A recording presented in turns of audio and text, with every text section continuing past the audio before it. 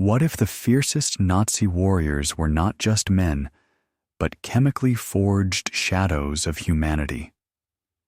I'm your guide on forgotten history tales, and tonight I pull you into the disturbing truths behind Hitler's so-called super soldiers.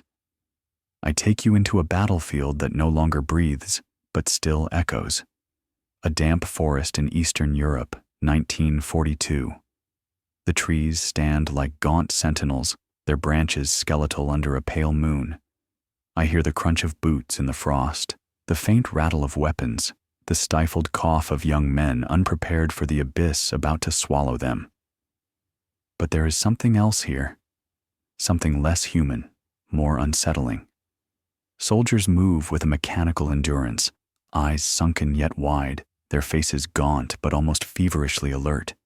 They march as if exhaustion cannot touch them. They fight as if fear has been burned out of their veins. I step closer. Their breaths are sharp, irregular, but their movements relentless. These are not ordinary soldiers. These are the so-called super soldiers of Hitler's Third Reich. The idea of the invincible warrior was not born in the 20th century. Every empire has dreamed of men beyond human limits, Spartans who never faltered, samurai who lived as blades, knights said to fight with divine blessing. But in Hitler's Germany, the dream was dragged into the laboratory, where science and ideology intertwined with poison. The Nazi regime sought total war, a war where factories, propaganda, science, and human flesh were all weapons in the same arsenal.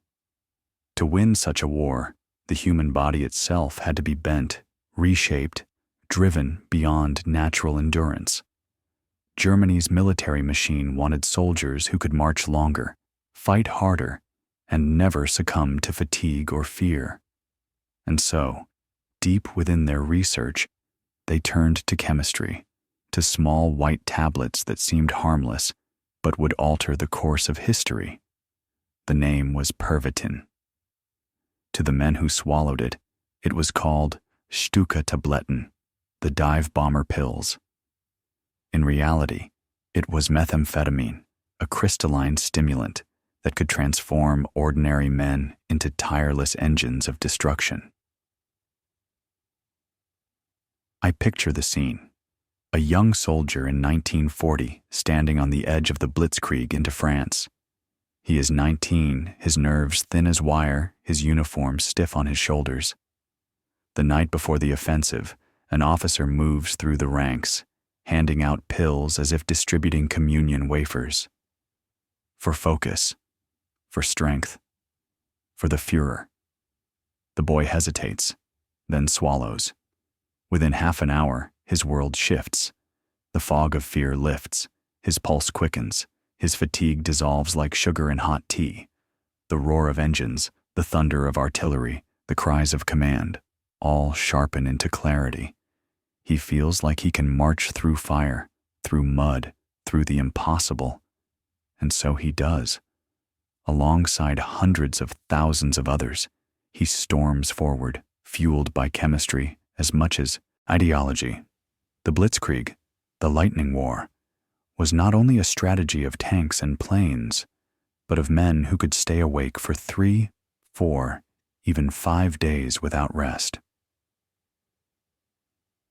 But beneath the surface of this miracle lies something darker. I see it in the twitch of the soldier's eye after the third night awake, in the way his hands tremble, though his rifle never lowers. Pervitin burns like a hidden fire, consuming from within. When the effects fade, the soldier crashes, sleeping for 30 hours straight, or collapsing mid-march, body wrung dry. Many became addicted. Some suffered psychosis, their minds cracking under the strain of artificial wakefulness. Doctors reported men who, after weeks on the pills, could no longer tell reality from nightmare. One soldier believed he was surrounded by enemies when in truth he was alone, firing blindly into the dark. Another marched until his heart gave out, a silent casualty not of bullets, but of chemistry. And yet, the regime saw this as progress. The Wehrmacht distributed tens of millions of tablets in the early years of the war. Civilian workers, too, women on factory lines, nurses in field hospitals, even students, were encouraged to use Pervitin to increase productivity. It was sold over the counter in German pharmacies, advertised as a cure for fatigue, depression, even as a slimming aid. Mothers were given it to manage housework. Businessmen used it to endure endless meetings. What began as a military experiment seeped into the veins of an entire nation. I pause and let you feel the weight of this. The Nazi dream of super soldiers was not born from some futuristic laboratory hidden beneath the Alps. It was born from the pharmaceutical shelves of everyday Germany. Ordinary people, ordinary pills, extraordinary consequences. And this is where the myth and the truth blur. Because the image of invincible Nazi warriors storming across Europe without sleep seemed to confirm the propaganda that Germany's soldiers were not men, but something beyond men. For the Allies, facing them in those early years, it felt like an unstoppable tide. But even tides recede.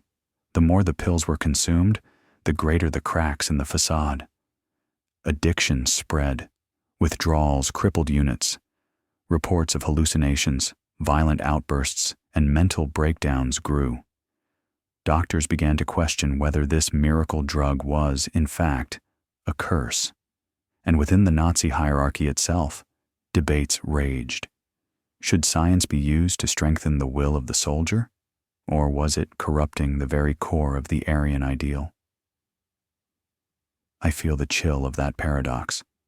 A regime obsessed with racial purity and physical perfection, yet willing to flood its own people with poison. A government proclaiming the superiority of German blood, yet eager to replace its strength with chemicals. This was not the triumph of biology. This was its betrayal. As I stand again in that frozen forest, I listen to the echoes of those marching feet, sustained not by iron will, but by chemistry. I see the myth of the super soldier not as a tale of glory, but of desperation. An empire so desperate for victory, it turned its sons into experiments.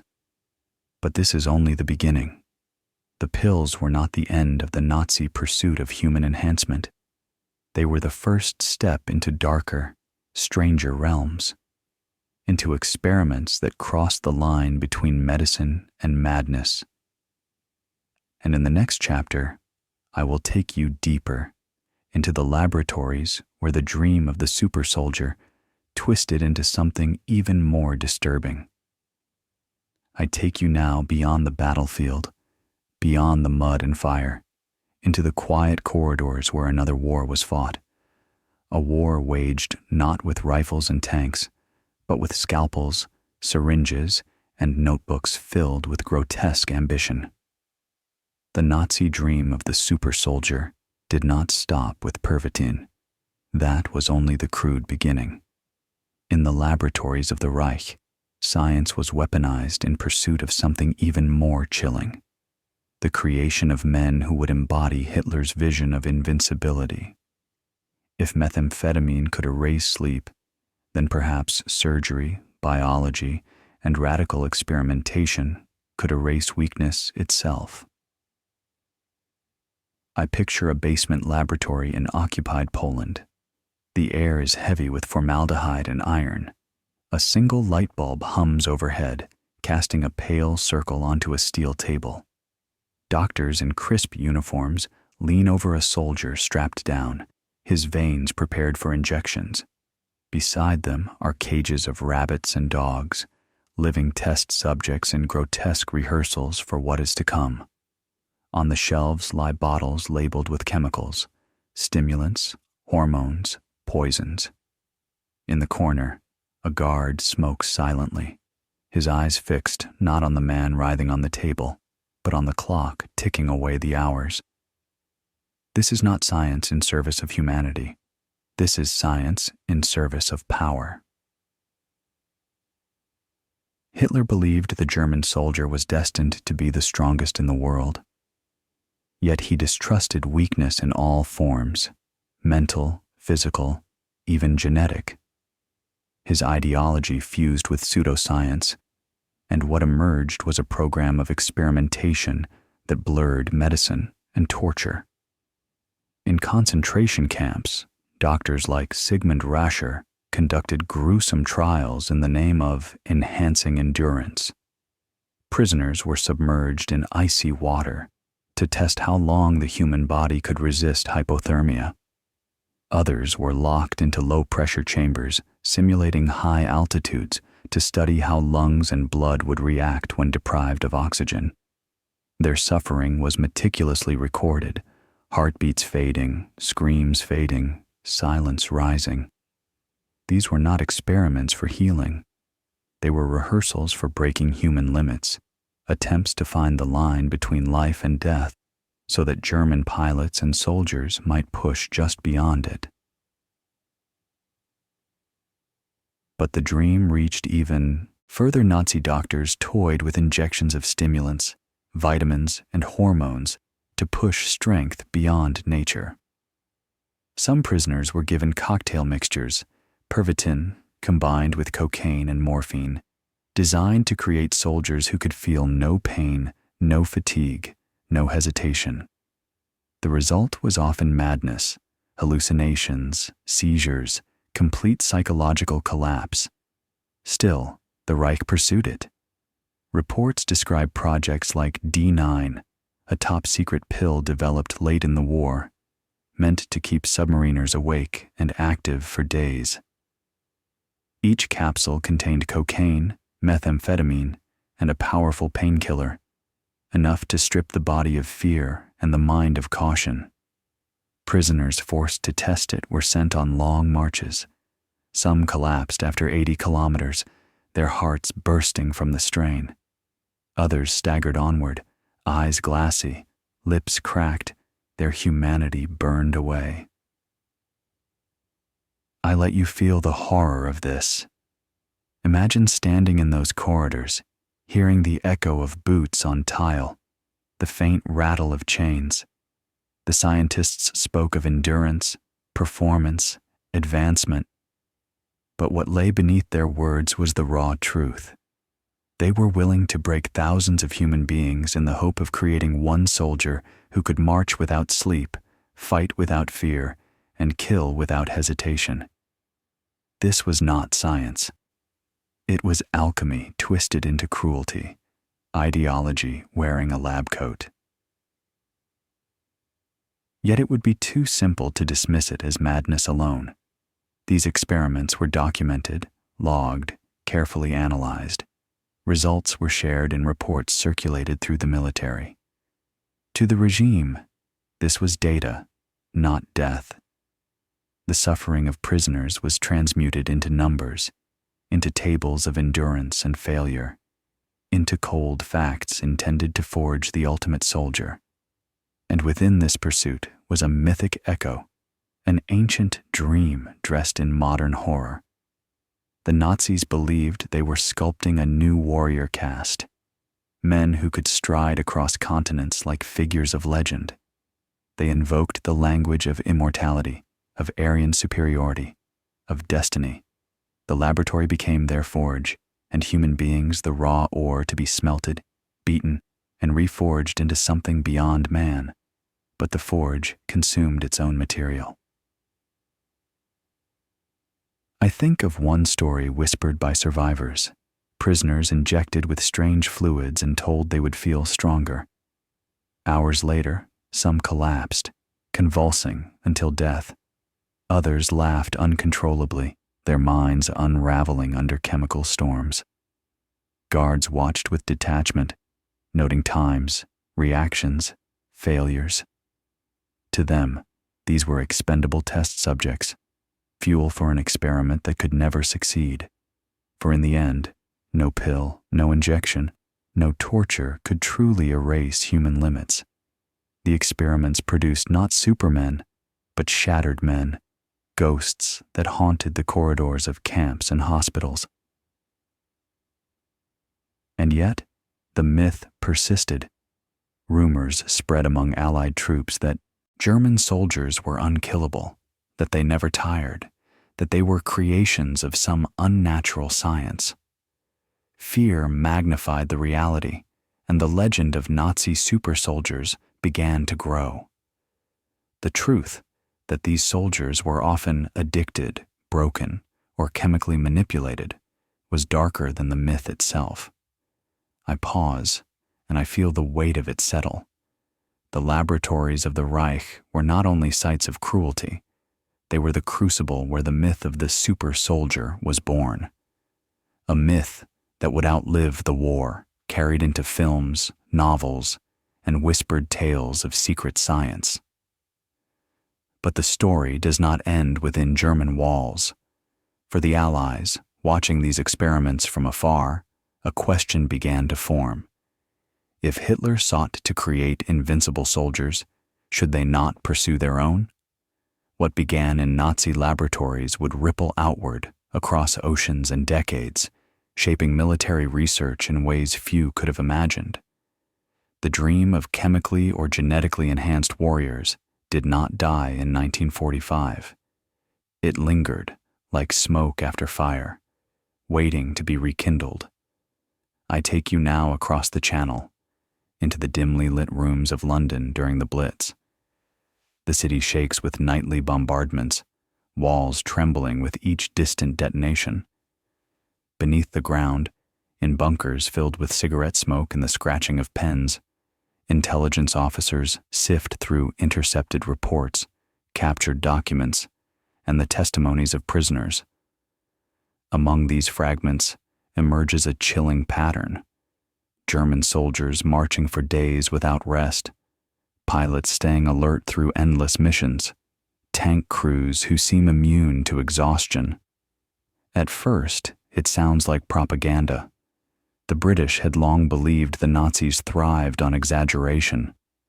But as more reports arrive, as captured pills are analyzed in Allied laboratories, the truth becomes undeniable. The Wehrmacht is not only fueled by ideology and steel, it is fueled by chemistry. I imagine the moment British scientists first cracked open a box of captured Pervitin tablets, small, white, almost innocent, yet carrying the weight of an empire's ambition. In hushed tones, they discuss its contents. Methamphetamine. They know its power. They know its dangers. And yet they also know its strategic value. If German soldiers can fight on without sleep, how can the Allies match them? The question echoes through corridors of power in London and Washington. Are we falling behind in the secret war of science? I step into a meeting room in 1941, a long oak table. Intelligence reports spread like playing cards. The men around it are tired, their eyes shadowed from nights spent under bombardment. A general clears his throat. "Gentlemen, it appears the Germans have found a way to extend endurance." Another voice, colder, sharper. "If they march for 3 days without pause, and we march for 1, then the war is already uneven." Silence follows, heavy as lead. What emerges from such conversations is not outrage, but curiosity. The Allies begin their own studies, their own tests, their own quiet flirtation with the same dangerous alchemy.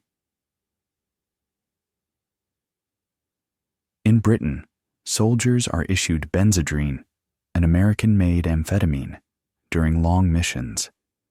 Pilots of the Royal Air Force, tasked with flying through nights of blackout skies, are given pills to sharpen their senses, to erase the weight of fatigue. Some take them willingly, grateful for the edge. Others hesitate, uneasy about tampering with their own minds. But in the crucible of survival, hesitation is often a luxury. Across the ocean in the United States, similar discussions unfold. Reports of German drug use reach Washington, where military doctors consider the potential of chemical stimulants. The U.S. Army tests benzodrine on troops, distributing millions of tablets over the course of the war. Pilots, tank crews, infantry, each is nudged toward the same precipice the Germans had already leapt from.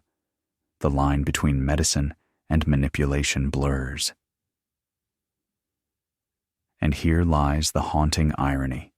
In seeking to counter Hitler's dream of super soldiers, the Allies stepped onto the same path.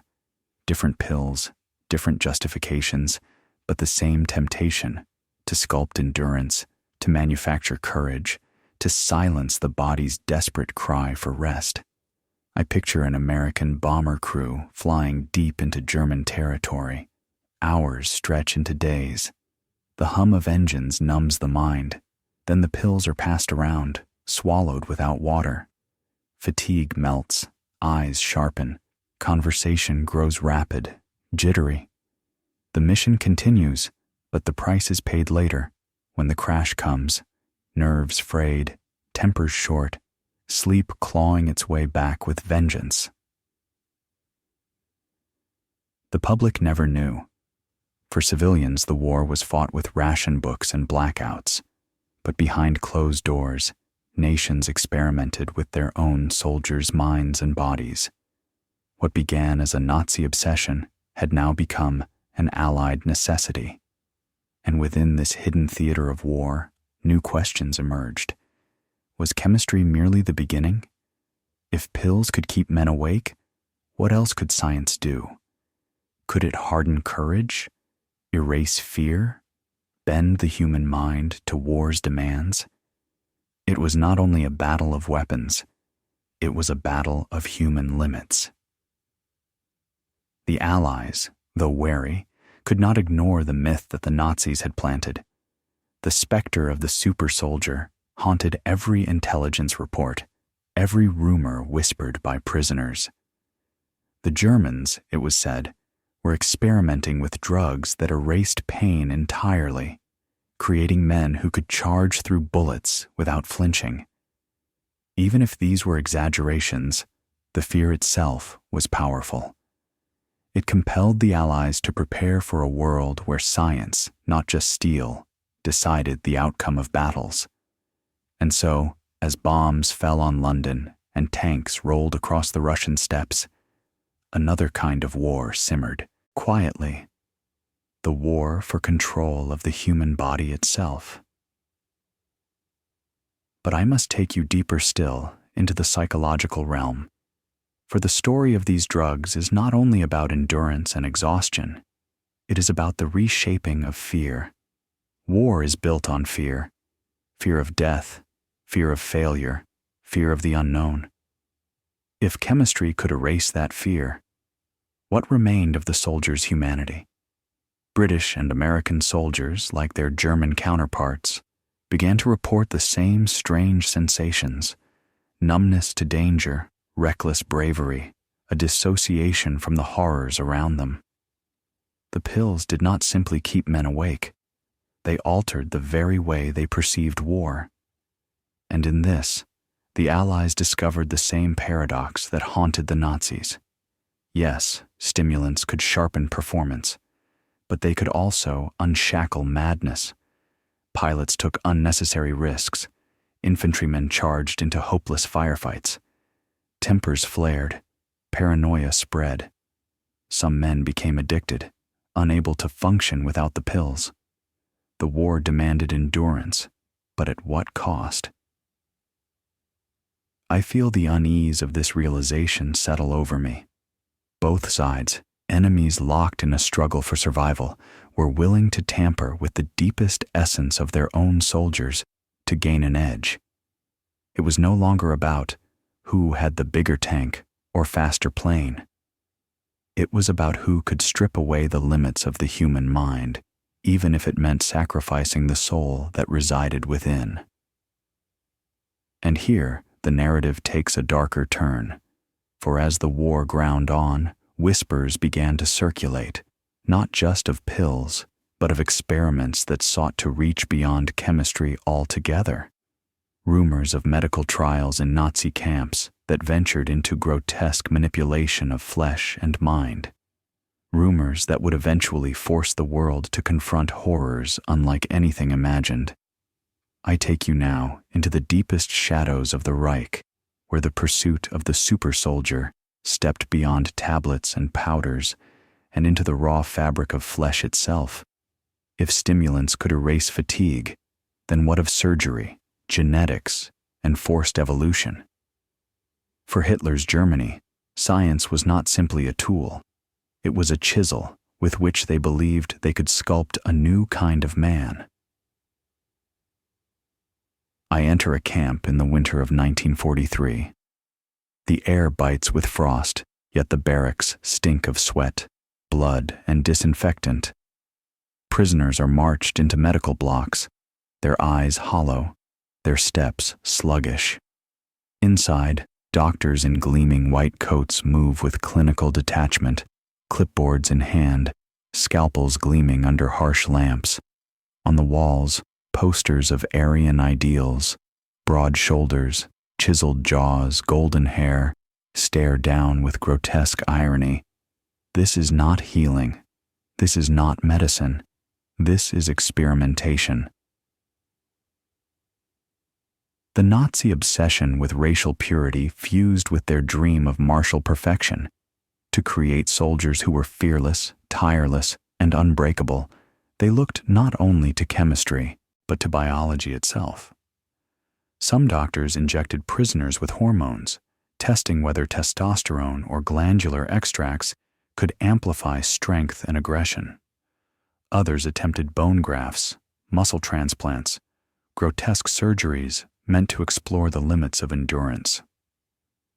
The victims screamed, their pain recorded not as tragedy, but as data points in notebooks. I imagine one such trial, a prisoner strapped to a table, injected with hormones intended to trigger rapid muscle growth.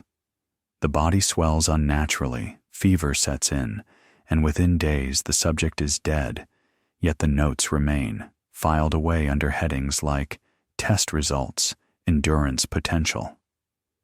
Then there was the genetic vision, the twisted dream of breeding. Himmler's SS oversaw programs like Lebensborn, where children deemed racially pure were raised to embody the Aryan ideal. But alongside this ideological grooming lay darker ambitions, the notion that soldiers could be bred like livestock, selected for height, strength, and obedience. It was eugenics transposed into the military sphere, a nightmarish attempt to accelerate natural selection and engineer an army of ideal warriors. And yet, the obsession stretched further still. Doctors like Josef Mengele at Auschwitz became infamous for their grotesque curiosity. Though remembered mostly for his monstrous experiments on twins, his work reflected a wider Nazi belief that biology could be manipulated at will. Twins were subjected to surgeries, injections, and mutilations in an attempt to understand how to replicate human traits, endurance, resistance, strength. If one twin died, the other was killed for comparison. In this cold arithmetic, life was reduced to little more than a specimen jar. I feel the chill of that truth.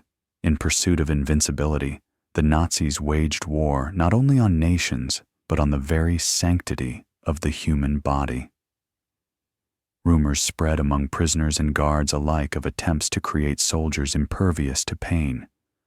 Some spoke of injections designed to dull nerves, others of crude surgeries aimed at altering reflexes.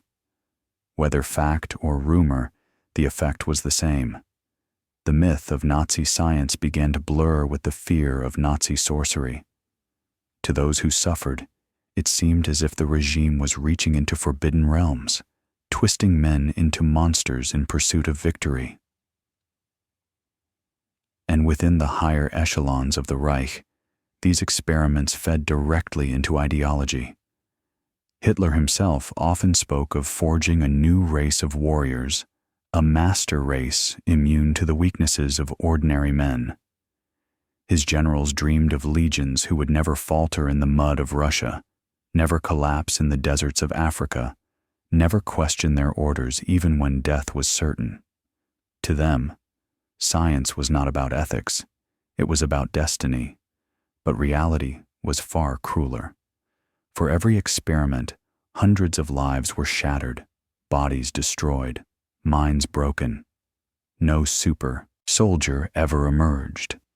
What remained were corpses, trauma, and data soaked in blood. Yet, and this is the most haunting truth, the records did not vanish in fire. They were preserved, filed, and in some cases even shared. At the war's end, Allied forces would uncover caches of documents detailing these horrors, meticulous reports of injections, surgeries, and deaths. And in the aftermath, some of this research would be quietly studied, even appropriated by other nations eager for any advantage in the next global struggle. The nightmare of the Nazi pursuit of human enhancement did not end in 1945. It became a shadow that stretched into the Cold War, where both East and West flirted with the same questions. How far can the human body be pushed, and at what cost?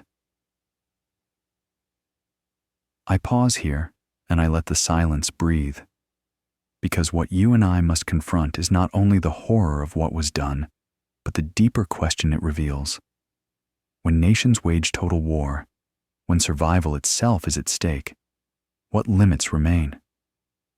The Nazis crossed every line: biology, chemistry, morality. And the world, watching from the outside, learned a chilling lesson: that science could be wielded as a weapon against humanity itself. But there is another layer yet to this story, one more disturbing than the laboratories of flesh. For while the experiments raged behind barbed wire, on the front lines another kind of transformation was unfolding. Soldiers dosed with stimulants, stripped of fear, and driven into madness began to blur the line between human and machine. And in the fog of war, their actions spread legends, stories of inhuman endurance, of men who fought like demons, of armies that seemed possessed. This was the moment when myth and reality fused, and the super soldier ceased to be merely a Nazi project. It became a legend whispered on battlefields, a specter haunting the minds of allies and enemies alike. I take you now from the laboratories back to the battlefield, where the true legends of Hitler's super soldiers were born, not in sterile corridors, but in the mud, fire, and blood of war. For it was here, under the scream of artillery and the rattle of machine guns, that men dosed with chemicals and stripped of fear appeared less like soldiers and more like phantoms. It is June 1940, northern France. The blitzkrieg crashes forward like a storm. I stand in the wreckage of a village, its church bell tower shattered, the air thick with smoke. Civilians huddle in cellars as German troops march past, their boots striking the cobblestones in relentless rhythm.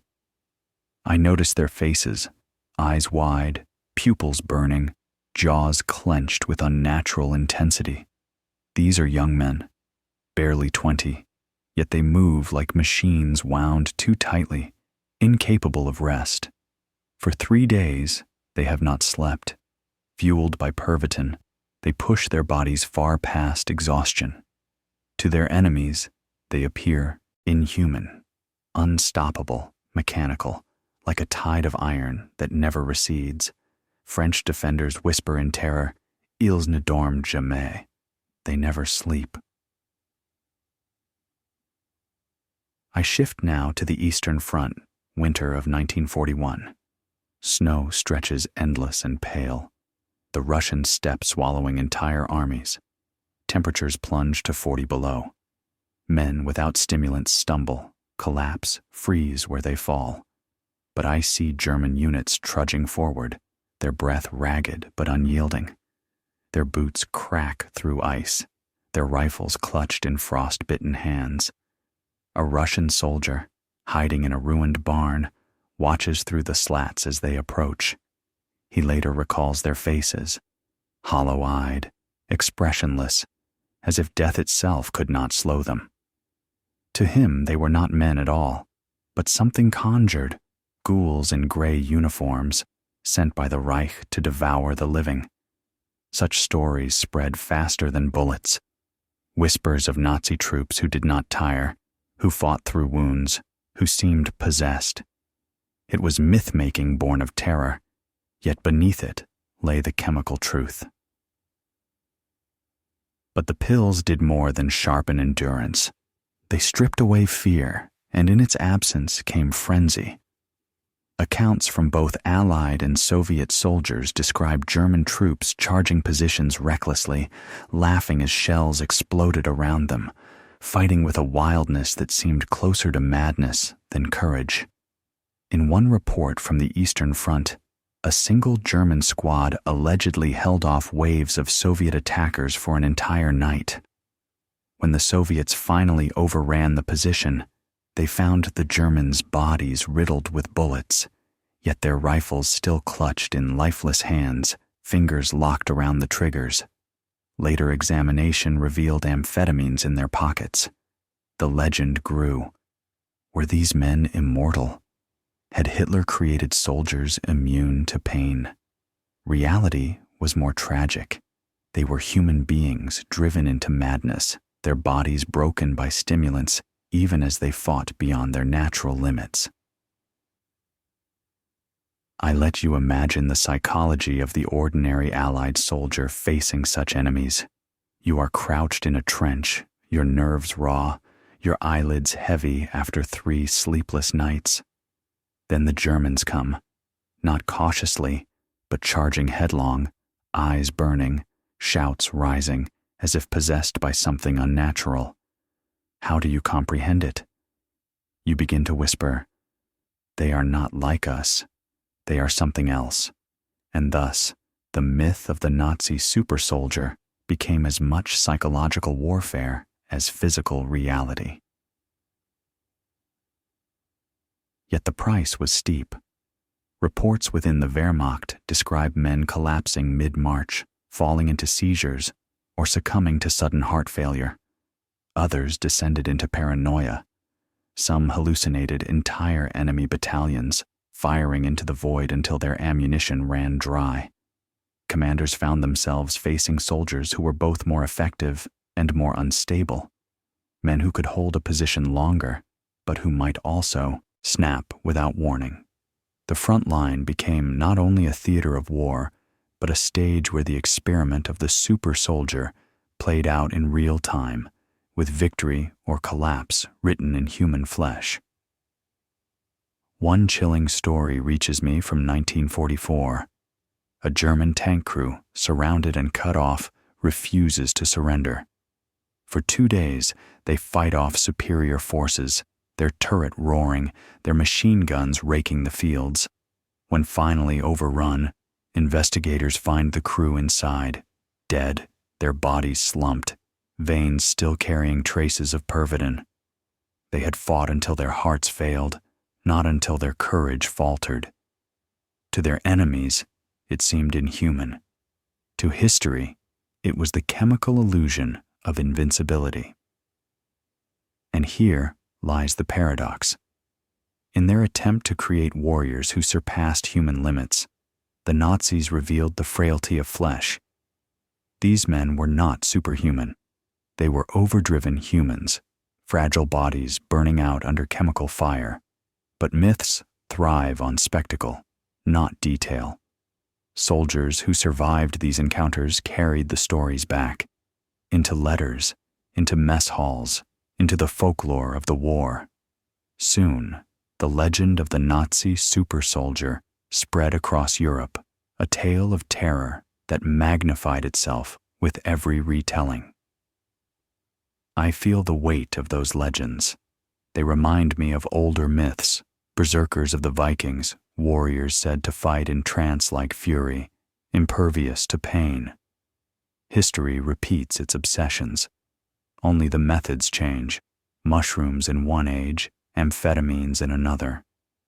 The dream of transcending human weakness lingers like a shadow across centuries, and yet the battlefield is a cruel judge. For every legend of superhuman endurance, there are hundreds of silent graves, soldiers who collapsed not from bullets, but from exhaustion, addiction, or heart failure. The Nazi dream of invincible troops proved unsustainable. But by then, the myth had taken root, shaping fear, propaganda, and the imagination of the modern world. I take you now to 1945, the final spring of the war.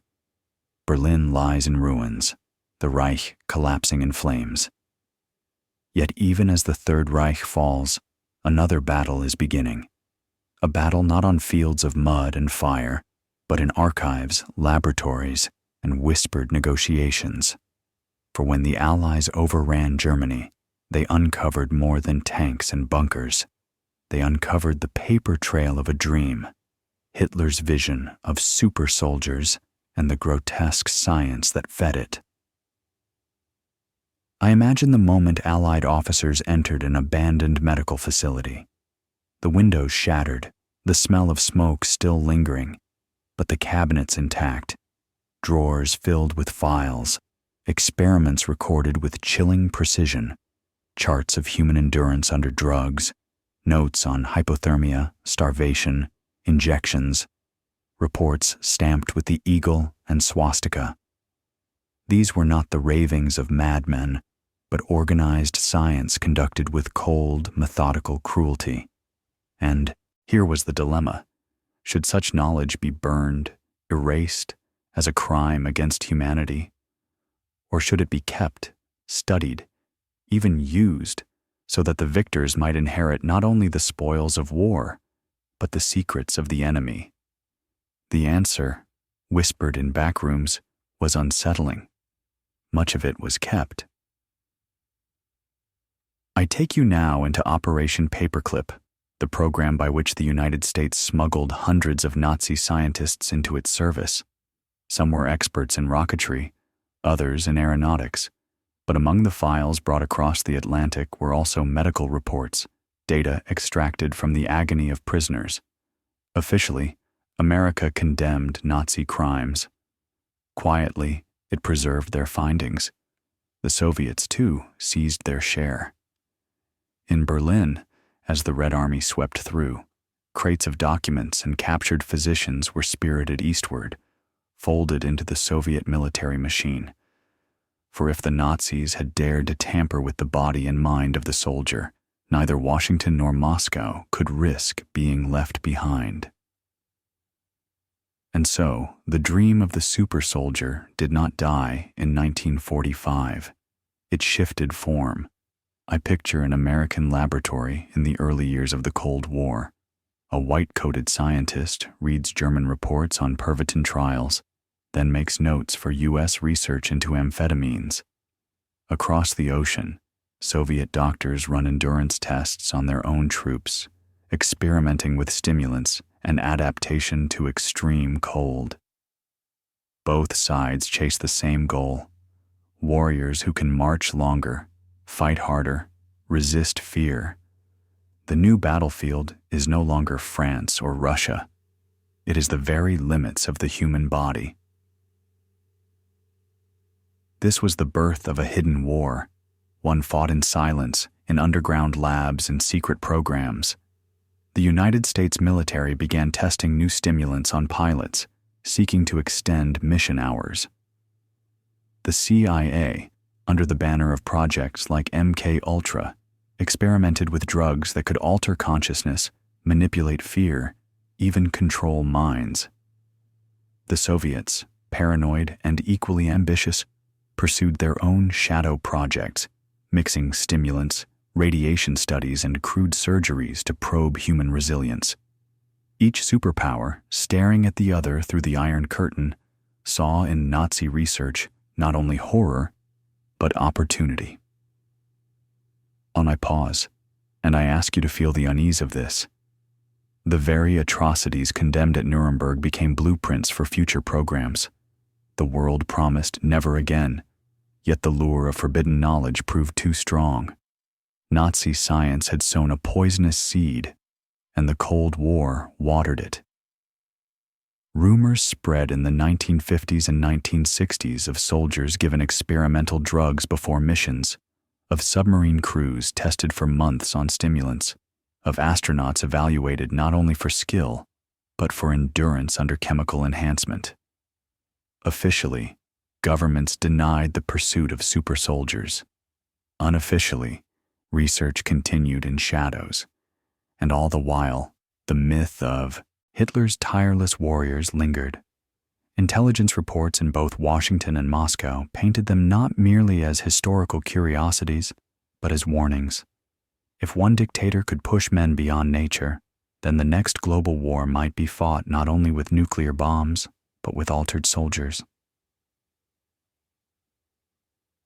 But there was something deeper still, something psychological. The Nazis had shown the world that war could be fought not just with weapons, but with the body itself as weapon. And once that door had been opened, it could never truly be closed. I think of a chilling line from a Cold War scientist's report. The soldier of the future will be designed, not born. Those words carry the same ghostly echo as Hitler's dream. The Reich had fallen, but its vision of manufactured warriors haunted the corridors of power on both sides of the Iron Curtain. By the 1960s, both superpowers had quietly distributed millions of stimulant tablets to their troops. Pilots in Vietnam were given dexedrine, the American successor to Pervitin. Soviet cosmonauts were tested with similar compounds during space training. Even as the world moved into an age of rockets and satellites, the ancient obsession remained: how to make men into more than men. And all of this traces back to those tablets handed to trembling German soldiers before dawn in 1940. I feel the cold irony pressing in. The Allies had fought the Nazis in the name of humanity, condemning their atrocities. Yet in their hunger to survive, they inherited fragments of the same dark dream. The war had ended, but its shadow lived on. I take you now into the heart of the Cold War, when the world stood balanced on a knife's edge. Nuclear bombs were stockpiled like thunderclouds, armies stood ready across iron borders, and paranoia ran through every capital. But behind the headlines and the speeches, a quieter war unfolded, one fought in laboratories, testing chambers, and military barracks, a war to claim mastery over the human body itself. The Nazis had planted the seed, but it was during the Cold War that it grew into something global. The United States and the Soviet Union, locked in existential rivalry, asked the same question. If the next war comes, can our soldiers endure longer, fight harder, resist fear more completely than the enemies? I imagine a Soviet military laboratory in the 1950s. The windows are frosted, the air smells of iodine and metal. Inside, rows of young conscripts run on treadmills, wired to machines that record every heartbeat, every falter of breath.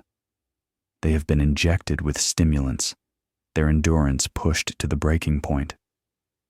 Doctors in gray uniforms take notes with icy detachment. One soldier collapses, his chest rattling. He is carried away, and another steps forward. The experiment continues. Across the ocean, in America, a different but equally unsettling scene unfolds. At Wright-Patterson Air Force Base, pilots sit strapped into simulators, their veins buzzing with dexedrine. The lights flicker as the machines roar, simulating endless flights. Doctors stand nearby, clipboards ready, watching as the pills keep eyelids open through 30-hour stretches. The justification is always the same: survival.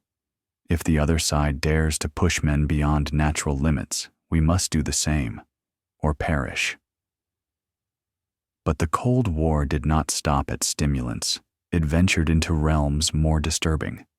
The CIA launched Project MK Ultra, a secret program experimenting with drugs to control or enhance the mind. LSD, mescaline, barbiturates, substances administered to soldiers, prisoners, even unsuspecting civilians. Could fear be erased chemically? Could obedience be manufactured? Could an agent be made who never questioned, never broke, never betrayed? I picture a young soldier sitting in a white-walled room, a glass of water before him. He is told it contains a supplement. Hours later, the walls shift, his heartbeat pounds, and his mind fractures into hallucinations. Notes are taken, dosage, reaction, breakdown. To the architects of MK Ultra, his terror is data. To history, it is another chapter in the same nightmare that began under Hitler's Reich. The Soviets were no less ambitious. They tested endurance under extremes, submerging soldiers in freezing water, blasting them with radiation, forcing them through days without sleep. They explored stimulants, hormones, even crude attempts at psychological conditioning. Whispers spoke of combat drugs, meant to produce fearless fighters, of cosmonauts tested with stimulants during spaceflight. In Moscow's laboratories, the language was different, but the pursuit the same: to bend human nature into a weapon. And so, the shadow of Nazi science stretched across the Iron Curtain, haunting both sides. I feel the tension of that era settle around me. Governments spoke of freedom, of democracy, of socialism, of victory. But behind the banners, they were willing to tamper with the essence of humanity. The same forbidden question lingered in Washington and Moscow. What if men could be redesigned for war? And always, the myth of Hitler's super soldiers lingered like a ghost. Intelligence reports still referenced the Pervitin-fueled troops of 1940 and 1941. Generals remembered the stories of sleepless, tireless German divisions. Whether entirely true or partly myth, those stories compelled the superpowers to prepare for a future where science, not bravery, decided battles. But the dream carried its own poison. Soldiers in Vietnam, fed Dexedrine to keep them alert, returned home with shattered nerves, addictions, paranoia. Soviet conscripts tested with stimulants showed higher rates of breakdown, psychosis, sudden death. The body resisted tampering, no matter the ideology that demanded it. I imagine a Soviet officer writing in a confidential report, "They fight harder, yes, but they lose themselves." A U.S. Army physician notes, "The drug sustains, but it hollows." These warnings echoed the same truth the Nazis had already discovered. To create a super soldier, you must first destroy the man inside. And yet, the pursuit continued, because fear was stronger than caution. In the Cold War calculus, the risk of falling behind outweighed the risk of breaking men. The human body became another battlefield, another arms race. And as decades passed, new horizons emerged. By the 1970s and 80s, research turned not only to drugs, but to genetics, cybernetics, and bioengineering. Scientists whispered of a future where soldiers might be modified not only chemically, but biologically, designed to resist pain, endure hunger, fight in extremes of heat or cold. The dream had moved far beyond Hitler's white tablets. It was now a blueprint for the soldier of tomorrow. I pause and breathe, because here lies the haunting truth. The Nazis had lost the war, but their vision had won a place in history. They had shown the world a forbidden path, and in the paranoia of the Cold War, the world walked further down it. The soldier was no longer seen only as a human being. He was becoming a platform, something to be upgraded, modified, enhanced. Flesh as weapon, blood as machine. I take you now to the present day. The ruins of the Third Reich have long since crumbled, the Cold War ended, yet the shadow of Hitler's dream lingers. The idea of the super soldier did not die in the rubble of Berlin, nor in the ashes of the Iron Curtain. It whispers still, carried forward by science, by military ambition, by the timeless human obsession with transcending weakness. I picture a modern military laboratory. Sterile white walls, digital screens glowing with graphs of heart rates and oxygen levels. A soldier runs on a treadmill, sweat pouring down his face, wires clinging to his skin like vines. Doctors monitor his vitals as he swallows a capsule.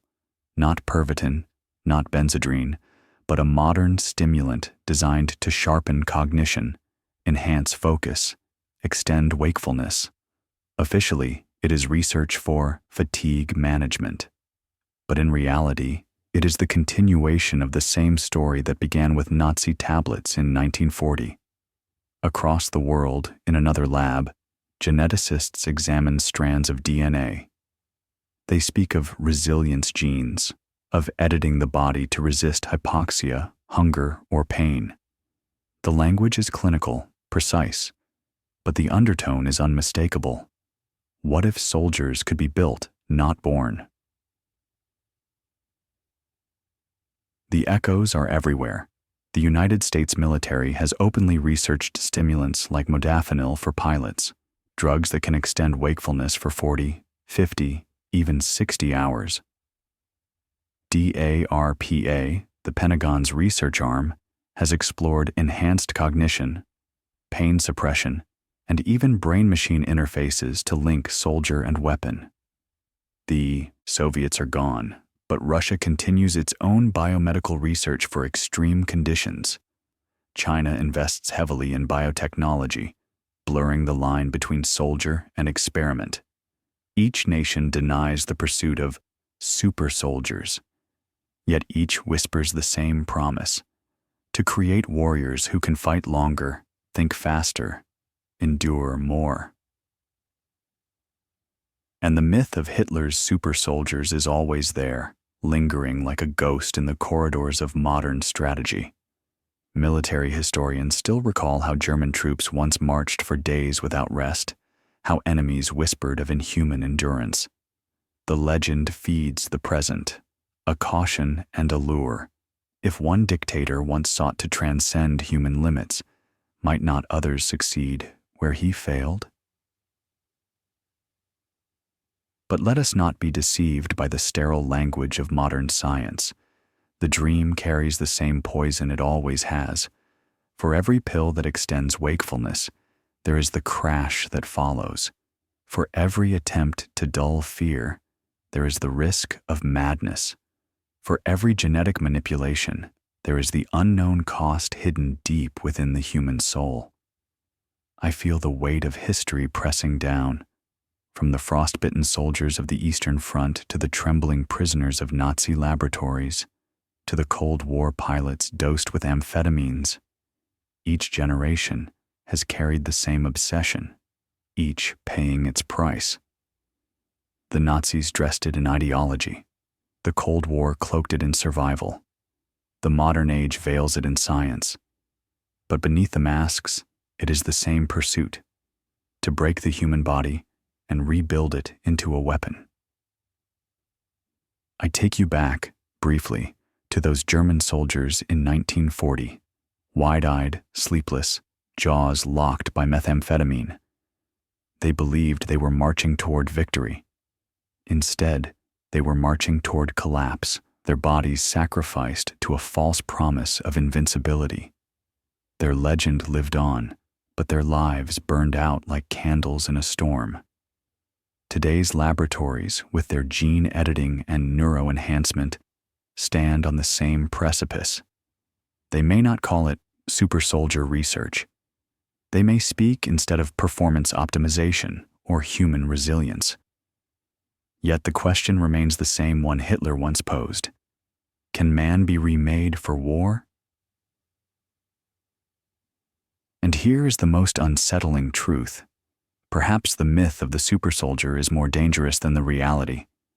The Nazis never achieved invincibility. Their super soldiers were addicts, their experiments butchery, their science riddled with failure. Yet the myth that they had almost succeeded pushed the Allies, then the Cold War, and now the modern world into pursuing the same forbidden dream. Fear sustains the myth. Fear that the enemy is building something beyond human. Fear that we must keep pace, lest we be left behind. It is the same fear that drove a 19-year-old German conscript to swallow his first Pervitin pill. The same fear that drove Allied generals to order their own troops onto stimulants. The same fear that now drives modern militaries to peer into the genome for answers. I stand now at the threshold of this story's end, and I ask you to feel the silence around it. Because this silence is not peace, it is the pause before the next chapter. The dream of the super soldier has never truly died. It changes form, shifts its mask, wears new names, but it remains. Perhaps one day, a soldier will no longer swallow pills, but will carry engineered genes, cybernetic implants, or brain-linked machines.